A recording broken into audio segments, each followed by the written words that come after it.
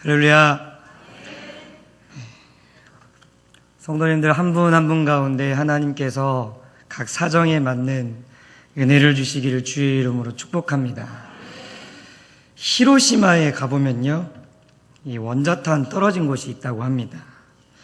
일본인들은 폐허가 된 그곳에 당시의 건물 몇 채를 그대로 남겨두었다고 하는데요, 양상한 건물이 그냥 그대로 서 있는 거겠죠. 이렇게 일본은 이런 건물들과 함께 많은 자료를 수집을 해가지고 기념관을 세워놓았다고 합니다. 그리고 그곳에 가보면 비석들이 많이 있는데요, 그 중에 한 비석에는 이러한 기도문이 하나 쓰여 있다고 하네요. 어떤 내용이냐면, 다시는 이러한 일이 없기를. 흔히들 역사를 잊은 민족은 미래가 없는 민족이라고 이야기를 합니다. 그렇기 때문에 지난날의 과거를 되돌아보면서 현재 오늘 우리와 앞으로 다가올 미래를 준비하는 것이 참된 사람의 자세고 한 나라의 올바른 자세라고 이야기를 하죠. 그렇기 때문에 아마 이러한 맥락에서 이스라엘 민족을 강한 민족이라고 이야기를 하고 있는 것 같습니다. 인류학자들이요, 유대인들에 대해서 이 연구를 했는데요, 유대인들이 이 인구수는 많지 않지만 왜 이렇게 전 세계적으로 특출나게 활동을 하고 있는지 한번 연구를 해보니까요, 사람이 달라서인지 풍토가 달라서인지 이것저것 연구해보니까 도무지 답이 나오지 않는다고 합니다. 그런데 그들이 쭉 연구를 해보니까요, 다른 것이 딱 하나 있는데요, 그가 뭐냐면 그들은 전승을 소중히 여긴다는 것이죠. 그러니까 조상들이 겪은 일, 조상들이 경험한 것들을 가지고 이 기록된 것들을 소중히 여긴다고 합니다. 그것이 율법이라든지 때로는 탈무드라고 이야기를 하죠. 그렇기 때문에 무슨 토론을 하고 무슨 이야기를 하다가도 이것은 전승이다라고 이야기를 하면 그 자리에서 토론이 끝난다고 합니다. 더 이상 왈가불가할 필요가 없다는 것이죠. 내가 이 시간에 뭘 안다고 비판하고 얼마나 대단한 지식이 있길래 우리의 선조들보다 더 많은 지식이 있으면 내가 얼마나 있다고 그것에 대하여 이렇다 저렇다 할 수 있겠냐 하면서 거기서 끝낸다는 것이죠. 사랑하는 성도님들, 역사와 전통을 중요시하는 이러한 역사와 전통도 중요시해야 된다고 우리들은 생각을 하고 있는데, 하물며 영적인 우리들의 역사와 전통 또한 중요하지 않겠습니까? 오늘 하나님께서 우리에게 주시는 영적인 역사가 무엇이냐면요, 하나님의 기록된 말씀이라는 것입니다. 근데 우리가 이 말씀을 접할 때요, 그냥 단순히 그냥 그렇구나, 하나님이 천지를 창조하셨구나, 야 이스라엘 민족이 이렇구나, 야 이스라엘 민족이 바보네, 야 어떻게 저런 불순종을 할 수 있지, 이렇게 보면 안 된다는 것이고요, 오늘 내가 그 말씀 속으로 들어가야 된다는 것입니다. 3인칭 시점이 아니고요, 바로 1인칭 시점이면 내가 그 상황이면 어떻게 했을까, 내가 그 상황 속에서 하나님이 나에게 말씀해 주시면 나는 어떻게 할 것인가, 실질적으로 나와의 그러한 만남 속에서 우리가 말씀을 접해야 된다는 것이죠. 사랑하는 성도님들, 오늘도 기록된 말씀을 통해서 하나님 우리에게 은혜를 주실 때에 그렇구나, 좋은 말씀이구나, 당연히 그렇게 살아야지, 이렇게 끝나는 것이 아니라 우리의 삶이 바뀌어지고 우리의 생각이 바뀌어지고 내 삶이 하나님이 주시는 은혜로 인해서 충만해지는 시간 되기를 주의 이름으로 권면합니다. 오늘 본문은요, 모세의 나이가 120세가 되었을 때 250만이나 되는 이스라엘 백성을 이끌고 나고 40년 동안의 광야 생활을 마치고 모압 평지에 있는 느보산에서 약속의 땅 가나안을 바라보면서 한 마지막 설교 내용이라는 것입니다. 이 설교에서 모세는요, 이스라엘 백성에게 이르기를 하나님께서 이스라엘에게 약속하신 젖과 꿀이 흐르는 가나안 땅이 이제 눈앞이 있다는 것입니다. 그런데 이 땅은요, 이스라엘 민족이 430년 동안 종로로 됐던 애굽 땅과는 지금 다른 땅이라고 이야기를 하고 있다는 것입니다. 그렇기 때문에 오늘 읽은 신명기 11장 10절과 11절은 이렇게 이야기합니다.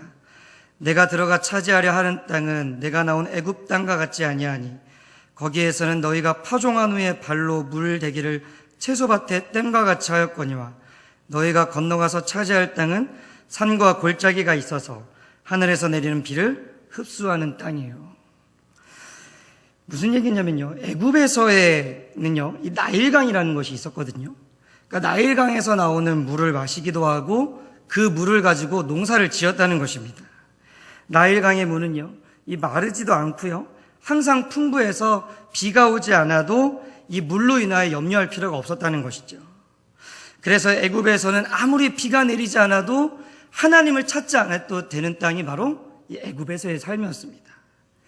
그렇기 때문에 애굽에서의 삶의 이 중심은 무엇으로 돌아가냐면 나일강 중심으로 돌아갈 수밖에 없었다는 것이죠.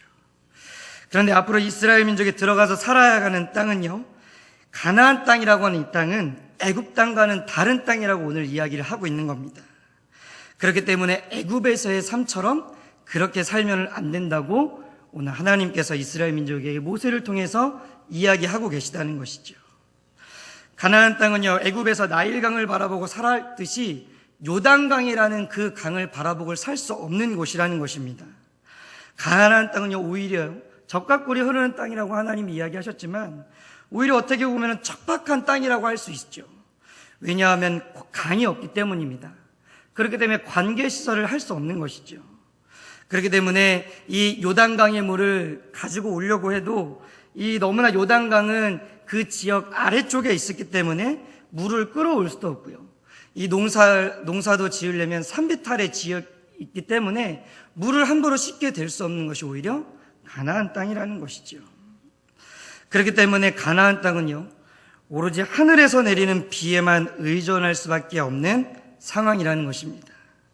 제때마다 비가 내리면 좋은 열매를 맺는 것이고 그렇지 않는다면 그 해의 농업이 망하게 되는 것이죠. 이렇듯 하늘에서 내리는 비에만 의존하는 농법을 뭐라고 이야기하냐면 천수답이라고 합니다.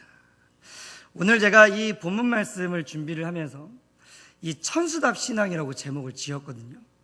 그러니까 왜 이렇게 지었는지 계속해서 이 하나님의 말씀을 풀어가면서 함께 공감하고 느꼈으면 좋겠습니다. 즉 애굽 땅은요 나일강을 의지하고 사는 땅이었다라면 가나안 땅은 요단강이 아니라 하늘을 바라보고만 살아야 되는 땅이라는 것이죠. 그럼 하늘을 바라본다는 것이 무엇이겠습니까? 바로 하나님을 의지해야 된다는 것입니다. 오늘 보면 14절과 15절은 이렇게 우리에게 증언하고 있습니다. 여호와께서 너희의 땅에 이른비 늦은 비를 적당한 때에 내리시리니 너희가 곡식과 포도주와 기름을 얻을 것이요 또 가축을 위하여 들에 풀이 나게 하시리니 내가 먹고 배부를 것이다. 지금도 그렇지만 그 당시에는 물이 없어서는 안 될 아주 중요한 것이라고 제가 서두에 말씀을 드렸죠. 이러한 물을 누가 주시겠냐는 겁니다. 너희가 요단강에서 끌어올 수도 없고 나일강처럼 지금 옆에 있는 게 아니라 바로 그 물을 누가 주시겠냐면 바로 여호와 하나님께서 주시겠다는 것이죠. 이 말씀은요 이스라엘 민족의 삶이 애굽에서의 삶과는 이제는 정반대로 살으라고 하는 하나님의 촉구의 메시지입니다. 구원받지 못한 그러한 애굽에서의 삶과 이제는 구원받은 너희들의 삶이 이제는 완전히 180도 바뀌어야 된다는 것이죠. 이것은 오늘날 우리에게도 적용되어진다는 것입니다. 구원받지 못했던 지난날의 우리의 삶은 이스라엘 민족의 애굽에서의 삶을 살았던 그 모습이요 오늘날 우리의 구원받은 삶은 가나안 땅의 삶의 모습이라는 것입니다. 그렇기 때문에 이제는 우리가 예수님을 믿기 이전의 삶과 예수님을 구주로 믿은 이후의 삶은 30도 45도가 아니라 완전히 뒤바뀌어져야 된다는 것이죠. 조금 뒤바뀌면 안 된다는 것입니다. 완전히 반대로 정반대로 하나님께서 뒤바뀌어야 된다고 오늘 신명기 말씀을 통해서 우리에게 말씀하고 계시는 것이죠. 그렇다면 먼저 나일강 중심으로 사는 애굽 생활이라는 것이 무엇이겠습니까? 나일강이라는 것이 상징하는 것들은요 여러 가지가 될 수 있을 것 같습니다.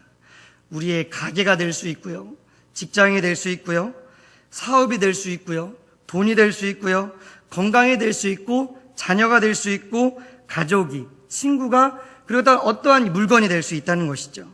그러니까 즉 예수님을 온전히 믿지 않는 상태에서 예수님 중심이 아니라 그 다른 예수님 중심이 아닌 다른 것들 중심으로 살아가는 그 모든 것들이 무엇이냐면 나일강 중심이라는 것이죠. 그래서 나일강을 의지하는 이 애굽의 삶이라는 것은 어떤 삶이냐면 세속적인 삶이라는 것입니다. 나일강에 물이 마르지 않고 애국 사람들에게 공급되었던 것처럼 오늘날 세상은 우리에게 너무나 편리하고 편안한 것을 제공해 주고 있지 않습니까? 우리의 문화를 한번 좀 살펴보십시오. 시대는 하루가 지날수록 너무나 좋아지고 있지 않습니까? 성도님들이 이 어릴 적의 삶과 이 지금의 삶을 한번 비교해 보십시오. 너무나 많이 달라진 것이 지금 우리의 이 현대의 삶이지 않습니까? 제가요, 수원 토박이거든요. 수원에서 태어나고 자랐는데 지금 수원이 너무 좋아졌어요. 제 어릴 적 기억이만 해도요, 이 근방은 다 논밭이었고 지금 뭐 인계동, 뭐 권선동, 이 수원역은 애경백화점 들어오기 전에는 이 완전 거의 허름한 이 역이었잖아요. 성도님들 기억나시는 분들이 있을 것입니다. 근데 시간이 그렇게 오래되지 않았음에도 불구하고 지금 그때를 비교해 보면요, 너무나 많이 달라졌다는 것이죠.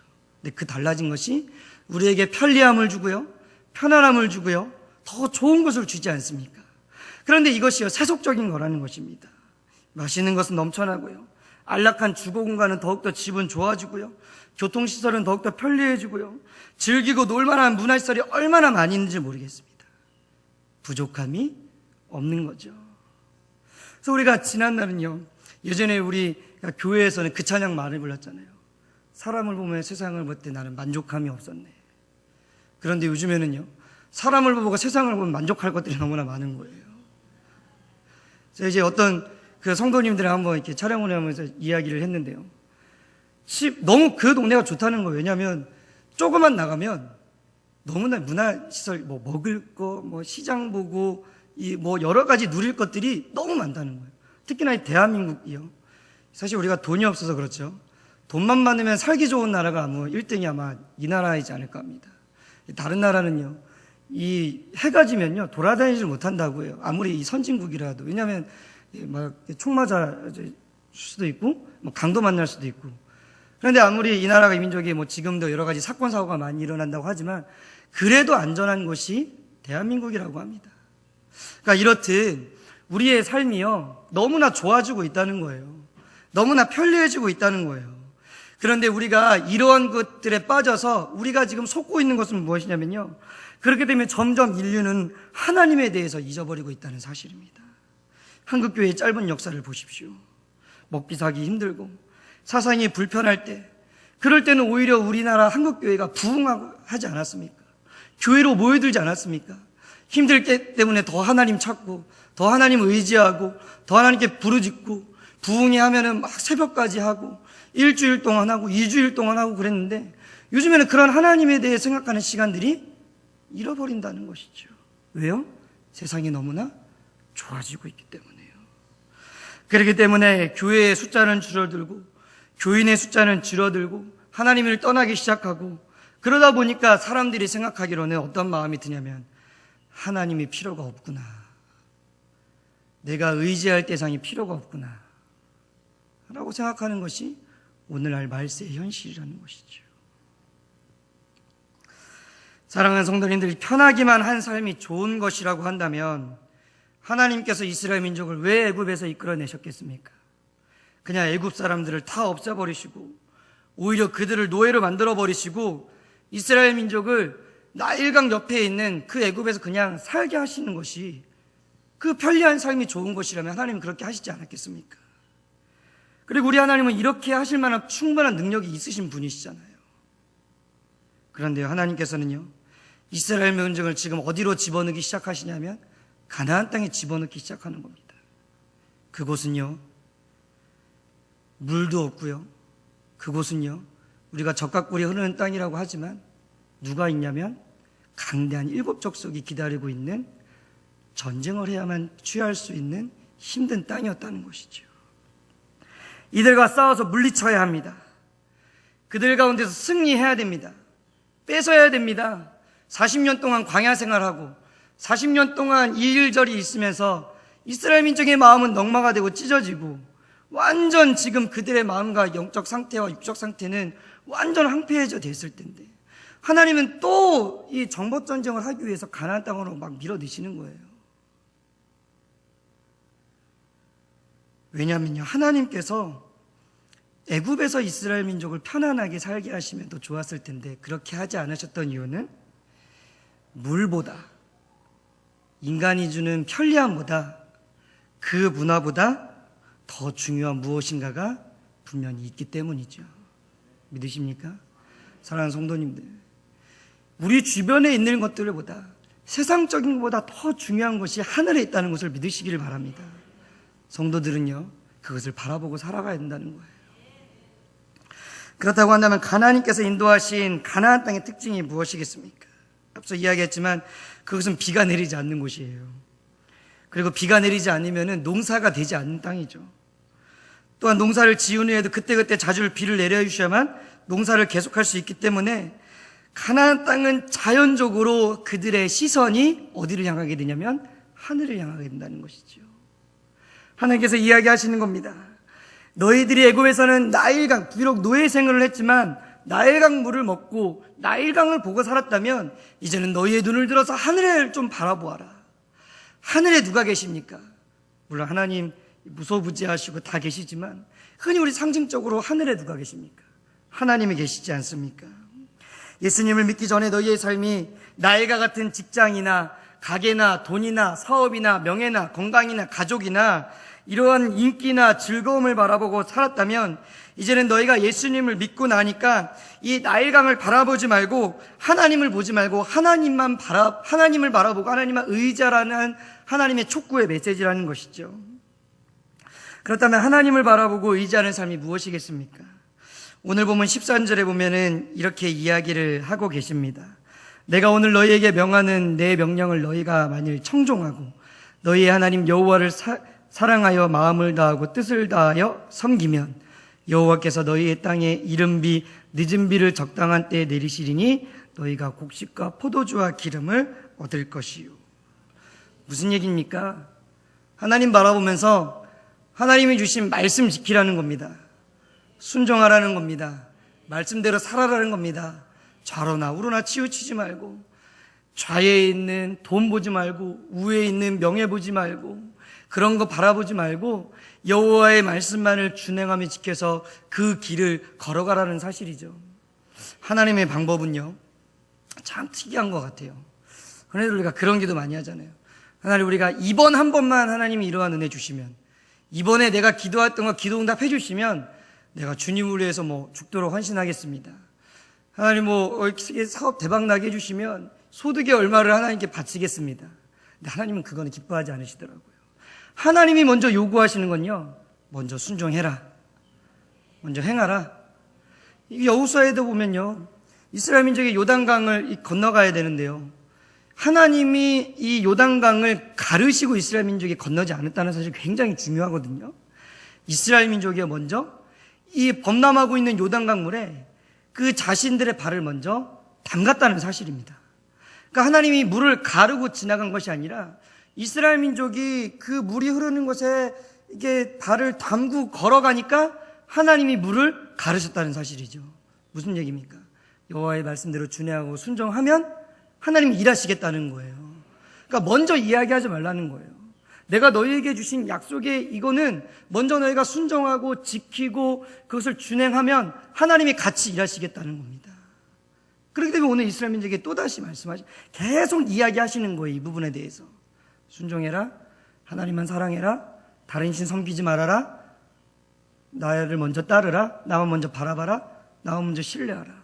하나님이 계속해서 이스라엘 민족과 오늘 우리에게 요구하시는 것이 바로 이렇다는 것이죠. 그렇게 하면 기적이 일어나는 겁니다. 가나안 땅은 황무지와 같아서 별로 좋지 않았던 땅인데 하나님만 바라보고 하나님만 의지하니까 하나님이 이른 비와 늦은 비를 적당한 때에 내리셔서 추수할 때 보면은 이 놀라운 열매가 맺힌다는 것이죠. 실제로 민수기 13장 23절에 보면 가나안 땅에 갔던 정탐꾼들이 뭐라고 보고합니까? 그 땅에 이 소산물인 포도송이를 가져왔는데 이 가지를 이렇게 엮어가지고 둘이 막대기에 끼워가지고 들고 오는 것을 우리가 좀 알 수 있지 않습니까? 그러니까 하나님이요, 한번 축복해 주시면요, 어마어마한 축복을 주신다는 것이죠. 사랑하는 성도님들, 바로 이러한 땅이 어떤 땅이냐면 가나안 땅이고, 이러한 삶이 어떤 삶이냐면 구원받은 사람들이 누려야 될 삶이라는 것입니다. 한번 우리의 삶을 되돌아보십시오. 사랑하는 성도님들, 여러분의 삶이 아직도 여전히 애굽에만 머물러 있습니까? 아니면 애굽에서 벗어나서 광야의 길을 걸어가고 계십니까? 아니면 가나안 땅에 이제 도착하셨습니까?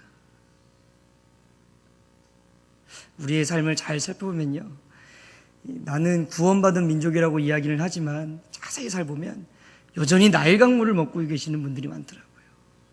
여전히 광야에서요, 하나님을 의심하고 하나님이 세우신 이 지도자를 무시하거나 신뢰하지 못하는 분들 계시더라고요.